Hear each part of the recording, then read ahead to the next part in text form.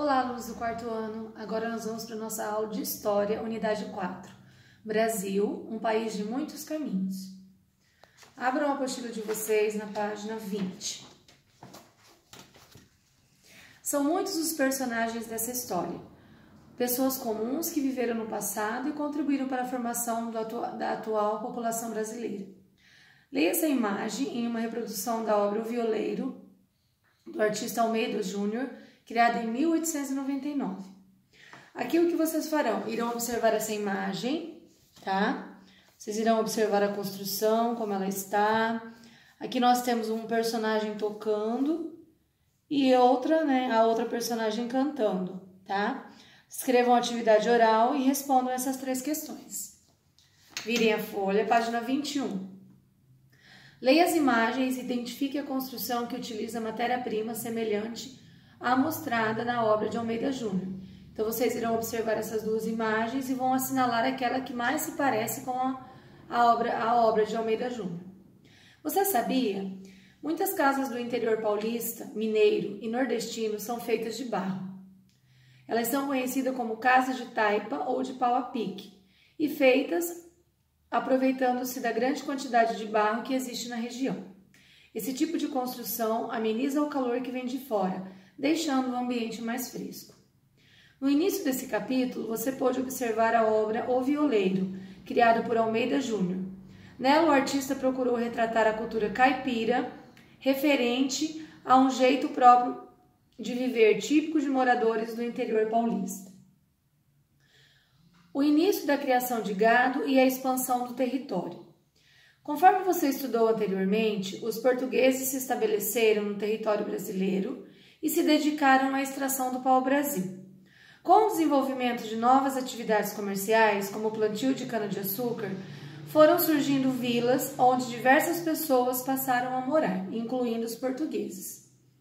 Em Portugal, no ano de 1530, foi organizada uma expedição para explorar as riquezas das terras brasileiras, que foi liderada pelo português Martim Afonso de Souza. Então, vocês podem estar grifando esses 3 parágrafos que eu li, tá? Na página 21. Virem a folha, página 22. Ao chegar a essas terras, os portugueses estabeleceram em locais próximos ao litoral e em 1532 foi fundada a primeira vila denominada São Vicente, na região onde se encontra o atual estado de São Paulo. Então, hoje, onde é a região de São Paulo, foi a primeira vila fundada, que se chamava São Vicente. A Vila São Vicente foi fundada em 1532 por Martim Afonso de Souza. Estava localizada próxima ao Porto de Santos, onde os produtos e as matérias-primas eram transportadas para Portugal. Então, eles ficaram naquele lugar devido à proximidade do litoral. Em outras regiões também surgiram vilas, como Olinda, em Pernambuco, no ano de 1535, e Salvador, na Bahia, em 1549. Tempos depois, Salvador se tornaria a primeira capital do Brasil.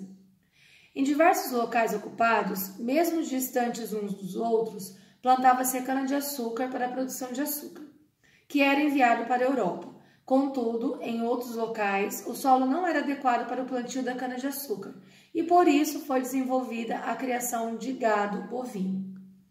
Você sabia? A cana-de-açúcar e os animais boi e vaca não são naturais de terras brasileiras. A cana é originária da Índia, um país da Ásia, e o português Martim Afonso de Souza foi a pessoa responsável por trazer as primeiras mudas desse vegetal, da Ilha da Madeira, para essas terras. A sua mulher, Ana Pimentel, mandou vir as primeiras cabeças de gado bovino da ilha de Cabo Verde. A rapadura é um doce feito de cana-de-açúcar, um quitute muito comum no Brasil, mais originário das Ilhas Canárias.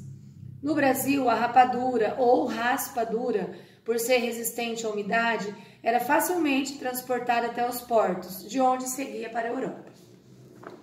Virem a folha, por favor, página 23. No Brasil, o gado bovino era usado em diversas atividades. Conheça as principais. Vocês vão grifar essas atividades em que era utilizado o gado.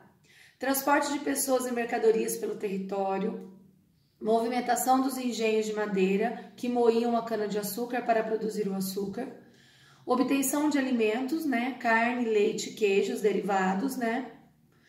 Obtenção de couro para a produção de roupas e utensílios, como embalagens, bolsas e chapéus.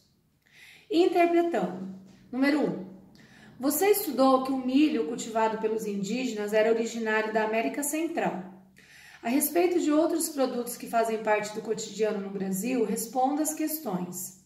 Letra A. Na atualidade, são consumidos produtos derivados de vegetais e de animais, que também não são originários do Brasil, que no caso é a cana-de-açúcar e o gado bovino. Quem foram os responsáveis por trazê-los ao Brasil? Então, vocês irão escrever aqui na letra A o nome das duas pessoas que trouxeram, né? A cana-de-açúcar e o gado. De acordo com as legendas, pinte os quadradinhos para identificar a origem dos produtos indicados. Vocês vão pintar de verde os produtos, né, que é utilizada a cana-de-açúcar para produzi-los, e os produtos que, né, são retirados, né, do boi, que é utilizado na alimentação, na produção de produtos como botas, utensílios que são utilizados. Então, vocês vão ler aqui: leite, açúcar, couro, queijo, rapadura e carne. O que estiver relacionado à cana-de-açúcar, vocês vão pintar de verde. E o que estiver relacionado ao gado, vocês vão pintar de vermelho. Número 2. Quais produtos provenientes da cana-de-açúcar e do gado de corte você consome? Aí vocês vão escrever aqui quais são os produtos que vocês consomem relacionados com a cana e o gado. Virem a folha, por favor. O Rio São Francisco e a criação de gado.